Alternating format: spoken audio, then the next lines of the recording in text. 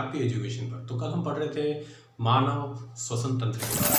आज हम पढ़ते हैं श्वसन मांसपेशियां। क्या होती है श्वसन मांसपेशियां? तो चर्चा आगे करते हैं हम श्वसन मांसपेशियों के बारे में। देखिए आप, श्वसन मांसपेशियां क्या होती है?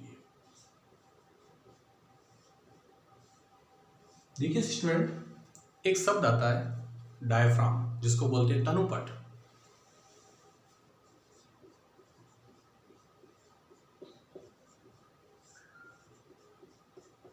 तनुपट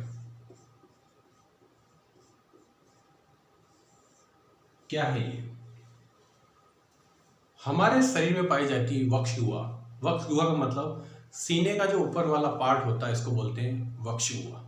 और उदर का मतलब पेट वाला जो भाग होता है, उसे उदर गुहा कहते हैं। तो वक्ष गुहा को उदर गुहा से अलग करने का काम कौन करती है? डायफ्राम करता है। तो ध्यान देखिए, वक्ष गुहा को उदर गुहा से अलग करने का कार्य डायफ्राम करता है। तो वक्ष गुहा को उदर गुहा से अलग करने का काम कौन करता है? डायफ्राम करता है, जिसको हम तनुपट भी कहते हैं। आगे चलते हैं हम, क्या चीज है? डायफ्राम को लेकर ही चलते हैं। जब डायफ्राम में संकुचन होता है, संकुचन का मतलब सिकुड़ना, जब डायफ्राम सिकुड़ता है तो क्या होगा? डायफ्राम के सिकुड़ने से वक्ष गुहा का आकार बढ़ता है। ध्यान से सुनिए, डायफ्राम के सिकुड़ने से वक्ष गुहा का आकार बढ़ता है। और जैसे ही वक्ष गुहा का आकार बढ़ता है तो वायु शरीर में प्रवेश करती है, जो फेफड़ों में पहुंच जाती है। तो डायफ्राम के संकुचन से वक्ष गुहा का आकार बढ़ता है और आकार बढ़ने से वायु फेफड़ों में प्रवेश करती है। तो वायु फेफड़ों में कब प्रवेश करेगी? जब डायफ्राम में क्या होगा? जब डायफ्राम में संकुचन होगा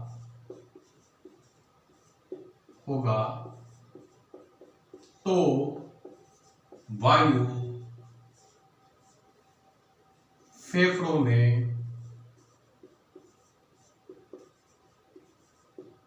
प्रवेश करेगी या प्रवेश करती है।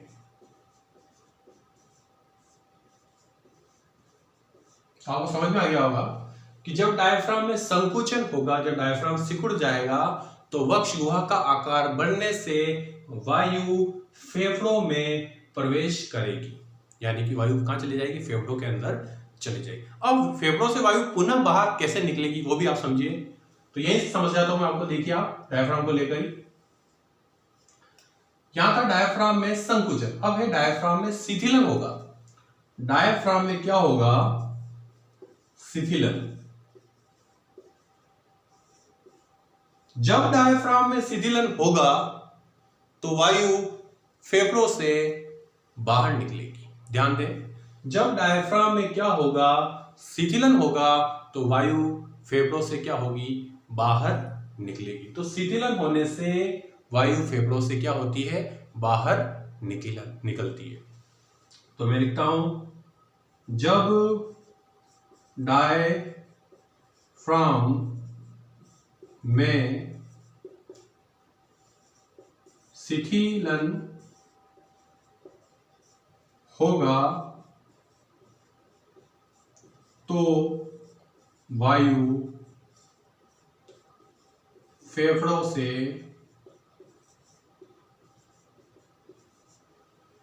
बाहर निकलती है, बाहर निकलती है। तो मेरे हिसाब से आपको समझ में हो गया कि डायफ्राम में जब संकुचन होता है तो वायु फेफड़ों में प्रवेश करती है, और डायफ्राम में जब शीतलन होता है तो वायु फेफड़ों से क्या होती है, बाहर निकलती है। यह तो थी डायफ्राम की बात। अब डायफ्राम के अलावा श्वसन की क्रिया में शरीर का और कौन सा भाग मदद करता है उसके बारे में भी आपको जानकारी होनी चाहिए। तो उसका नाम याद रखिए, मैं लिख देता हूं यह नाम, कि डायफ्राम के अलावा और कौन सा भाग है जो श्वसन की क्रिया में मदद करता है। तो उसका नाम है इंटरकोस्टल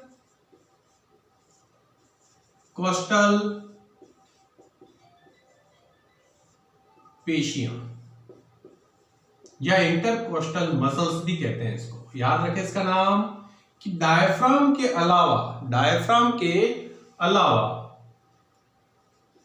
कोस्टल, डायफ्राम के अलावा और कौन सा शरीर का भाग है जो श्वसन क्रिया में हमारी मदद करता है। तो उस भाग का नाम है इंटरकोस्टल पेशिया या इंटरकोस्टल मसल्स कहते हैं। तो ये था हमारा भाग श्वसन मांसपेशियों के बारे में मैंने आपको बताया, और मेरे हिसाब से आपको ये समझ में आ गया होगा। अगर नहीं भी समझ में आया तो पुनः 2-3 बार अगर आप इस वीडियो को देख लेंगे तो आसानी से आपको समझ में आ गया होगा। लेकिन मुझे ऐसी आशा है कि आपको ये समझ में आ गया होगा। आगे चलते हम श्वसन का क्रिया विज्ञान समझते हैं। श्वसन का क्रिया विज्ञान क्या है? श्वसन का क्रिया विज्ञान समझते हैं हम।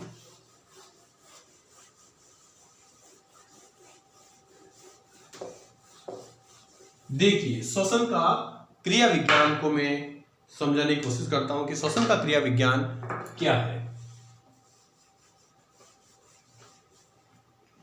टॉपिक लेते हैं हम श्वसन का क्रिया विज्ञान। श्वसन का क्रिया विज्ञान होता है श्वसन का क्रिया विज्ञान, जिसमें हम लेते हैं ऋणात्मक दबाव प्रवणता। क्या होती है? क्या होती है ऋणात्मक दबाव प्रवणता?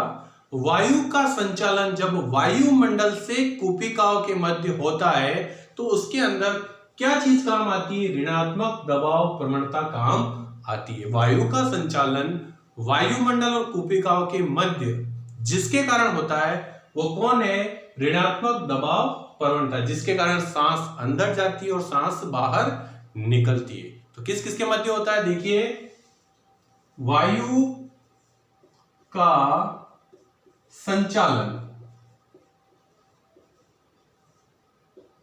जब वायुमंडल व कूपिकाओं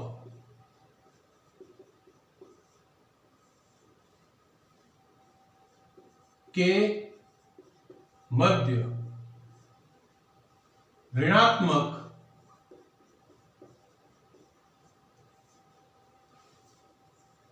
दबाव प्रवणता के कारण होता है।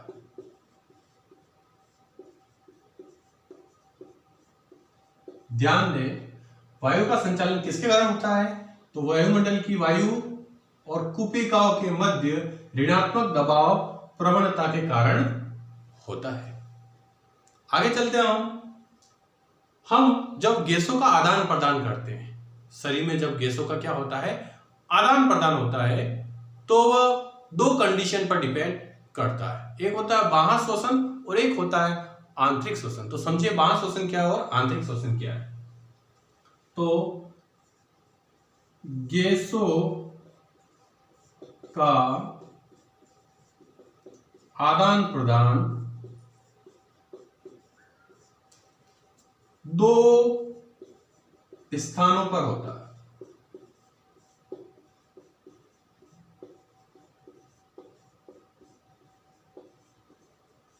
गैसों का आदान प्रदान कितने स्थानों पर होता है?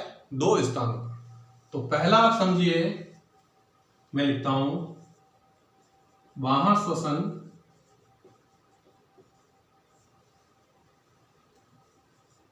और आंतरिक श्वसन।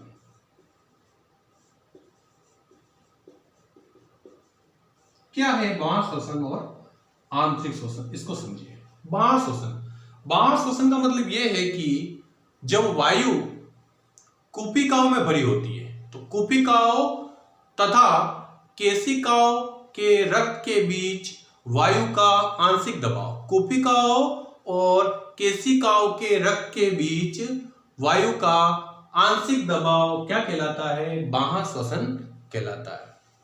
तो मैं लिखता हूं यहां, कुपिकाओं व केशिकाओं के रक्त के मध्य वायु का आंशिक दबाव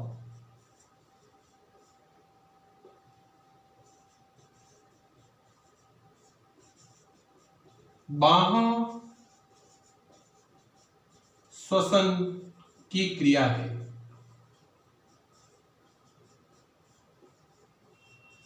तो बाह्य श्वसन किसके कारण हो गया?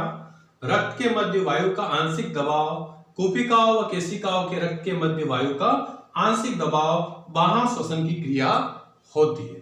अब आते हैं आंतरिक श्वसन। क्या होता है आंतरिक श्वसन? समझिए, केशिकाओं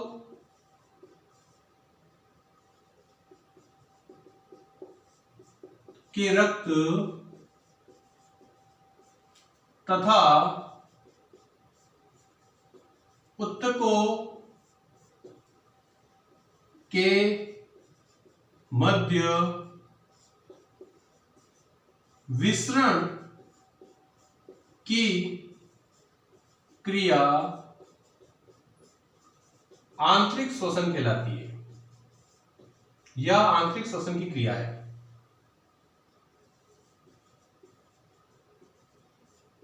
के कारण होता है।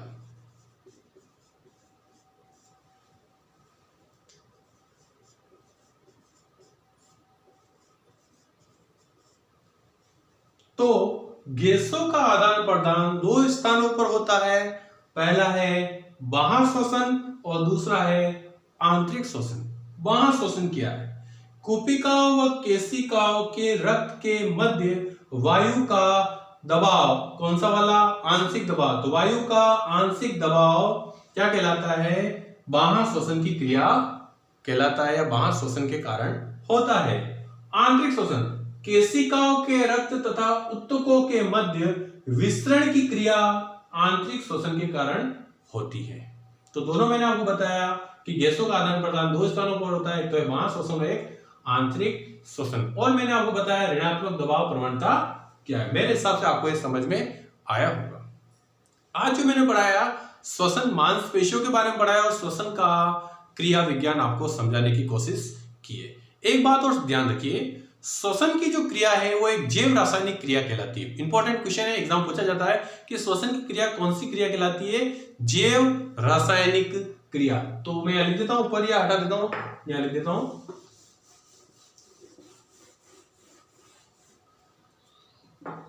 श्वसन की क्रिया जैव रासायनिक क्रिया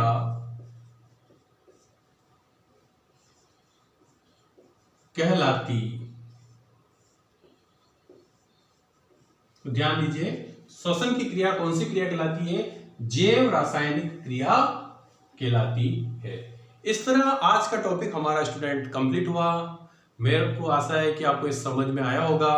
कल हम फिर मिलेंगे एक नए टॉपिक के साथ, एक नई ऊर्जा के साथ। आज के लिए इतना ही। जाने से पहले कहना चाहूँगा, अगर अभी तक आपने मेरा चैनल सब्सक्राइब नहीं किया है तो तुरंत कर लीजिए। नोटिफिकेशन के लिए बेल आइकन को क्लिक कीजिए ताकि जो भी नया वीडियो बनाऊँ उसका नोटिफिकेशन आपको तुरंत मिल जाए। और आज के लिए इतना ही। धन्यवाद। जय हिंद, जय भारत। कल फिर मिलते हैं।